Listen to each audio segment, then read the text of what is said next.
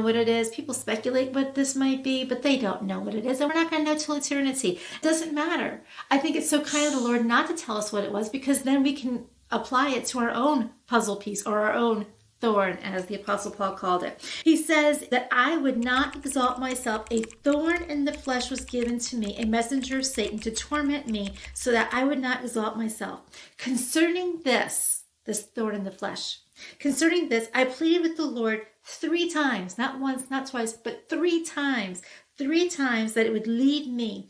But the Lord said to me, my grace is sufficient for you, for my power is perfected in weakness.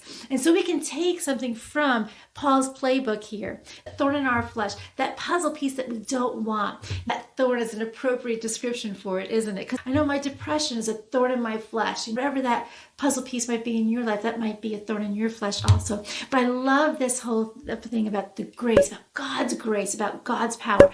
This grace that he's talking about here is God's kindness. He's so kind to us. You think about Elizabeth, her barrenness. The Lord saw her, didn't he? He called her hungering and thirsting for righteousness. You think about Mary. Here she was in that very short time in her life, but yet he called her favored.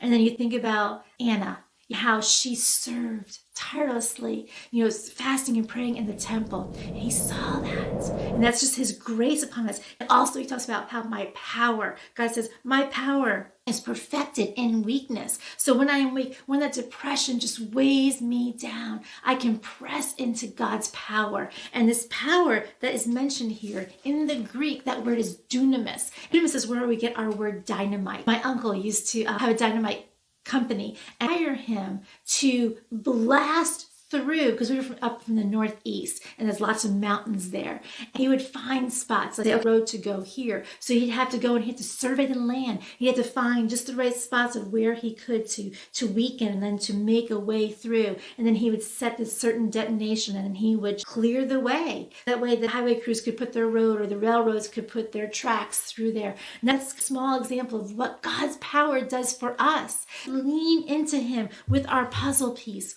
with our thorn in the flesh. When we lean into him, when we're filled with that, that might be that disgrace or any of those disappointments, his power kind of blows through whatever that roadblock might be, so that we can have that straight path to walk well in what he has called us to do.